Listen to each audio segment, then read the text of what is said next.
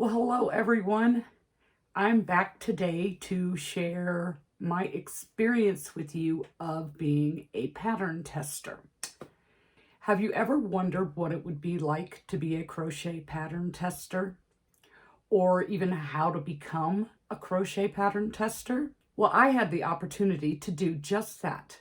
One of the ways that you can become a pattern tester is to answer a tester call on Instagram or Facebook, some of the social media websites like that.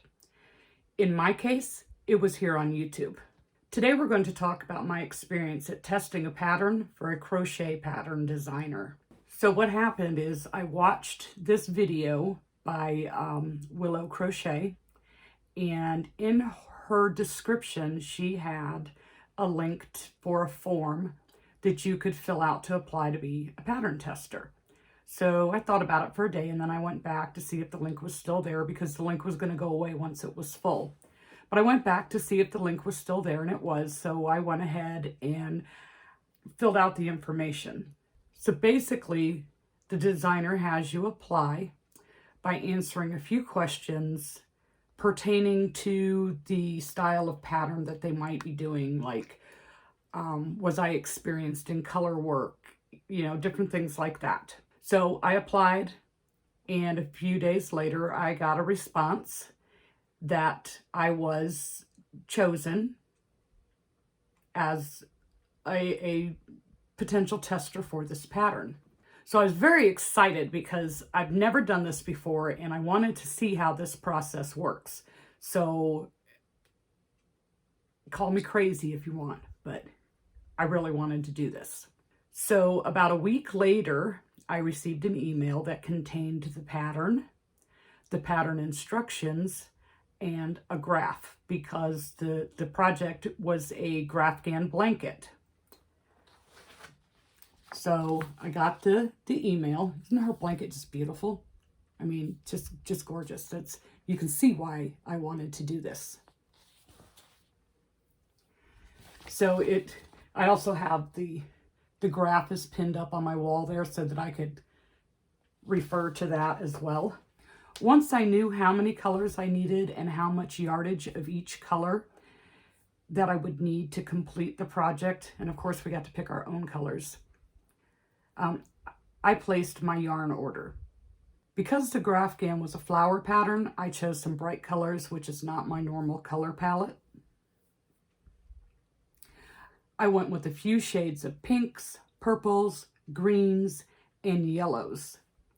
Once my yarn arrived, with Jenna's help, we decided on which shades that I would be using in the Graphghan. So I chose to use the written pattern over the graph because the graph was just too small for my aging eyes, even with my glasses on. The designer set up a group chat on Instagram where all the testers could communicate with each other and with her. It took me a little bit to figure out how to find it, as I am not IG literate. So yeah, it took me a minute. So as I waited for my yarn to arrive, I did get a little anxious, as some of the other testers had already started and were sharing their progress.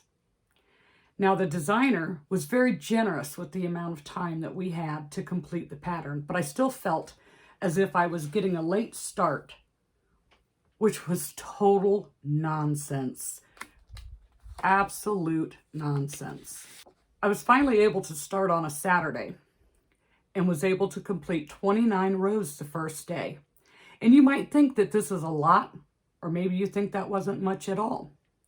But this pattern was 162 stitches wide and 225 rows with multiple color changes per row, and in all single crochet.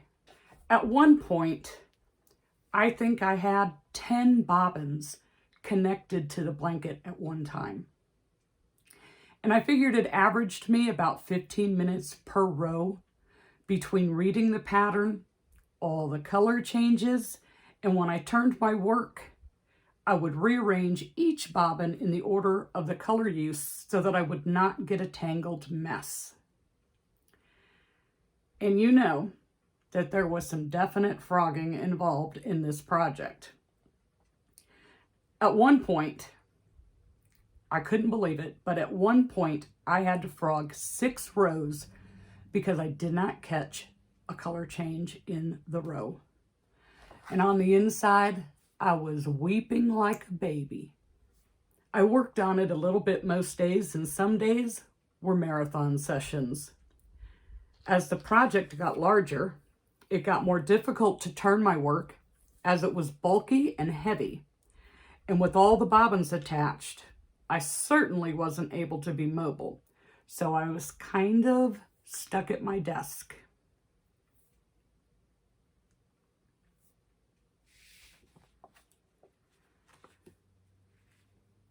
There were times that I would take a couple days of a break to work on smaller items or contend with my Etsy orders. But I would return to the project when I could, as I really wanted my space back. I mean, after the 225 rows were completed, it was time to weave in the bazillion ends and block my work. And for me, if there was ever a project that needed to be blocked, this was the one. And you know what? It looks fantastic after the blocking process. There's only one other thing that could have made me happier. So like I said, the designer was generous with the time frame. It was a little over 2 months, but I felt obligated to fulfill my commitment and complete the project before I started any more projects of my own. Plus, I needed to clear my workspace.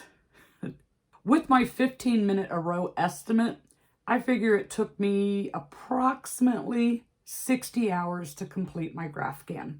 Now, there are a few things that you should know. This is an unpaid position. You purchase your own yarn, and you are looking over the pattern for things like ease of use, were the row counts correct, you know, any kind of mistake that might be in the pattern that would get a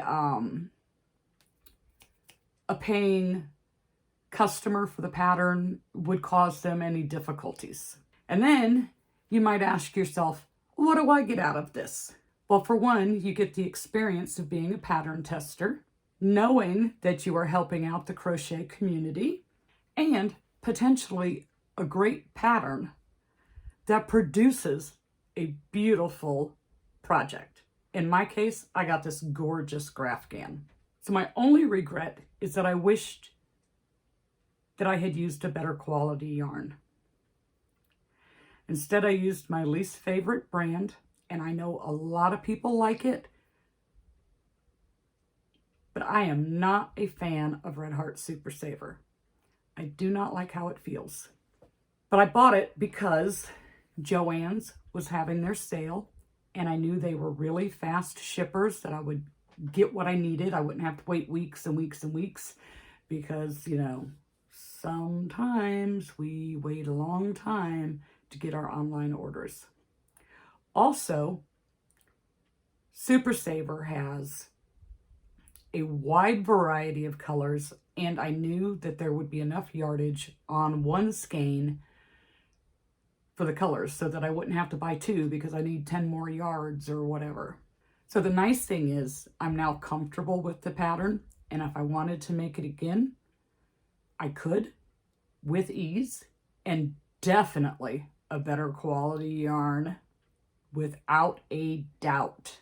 What colors do you think, if you were doing this Graphgan, that you would use? I think that this blanket would look beautiful with a black background, all the flowers in white with the yellow center, and of course green for the stems and leaves.